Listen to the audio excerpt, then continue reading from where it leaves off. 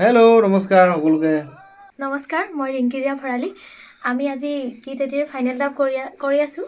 মৰমৰ কোৱা গীতটিৰ নাম আমাৰ নয়ন লিগাং দাদাই লিখিছে আৰু আমাৰ জনপ্ৰিয় কণ্ঠশিল্পী ডি শংকৰ দাদাই গাইছে আৰু আমাৰ অনুৰাগ দাই মিউজিক কৰিছে আৰু লগত ময়ো গীতটি কণ্ঠদান কৰিছোঁ। মন কহোৱা ভলিউম 2 আগতে মন কহোৱা প্ৰথমটি গীত কৰিছিলোঁ, এইবাৰ দ্বিতীয়টি প্ৰচেষ্টা আমাৰ। সকলোৱে যাতে গীতটি আদৰি লয়, অকণমান শুনাই দিম বাৰু। আমাৰ কামখিনি চলি আছে আৰু বিহুৰ আগে আগে আমি আপোনালোকৰ মাজলৈ আগবঢ়াই দিম গীতটি। এক্সাইটমেণ্টটো কমি যায় বাৰু। সকলোৱে মৰম দিব। ধন্যবাদ।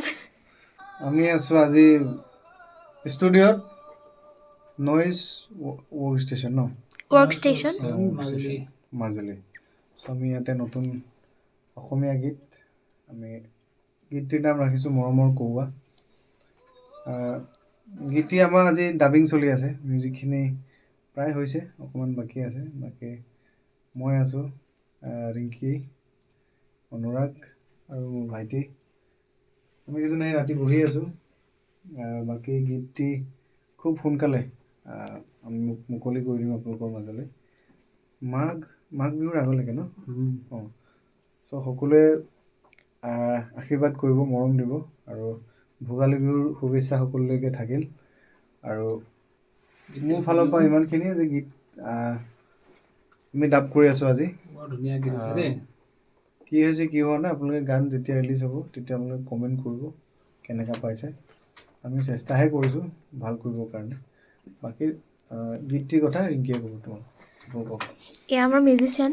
কেনেকুৱা লাগিছে গানটো? ভাল হৈছে গান ভাল হৈছে। হাতৰ Music বিষ director।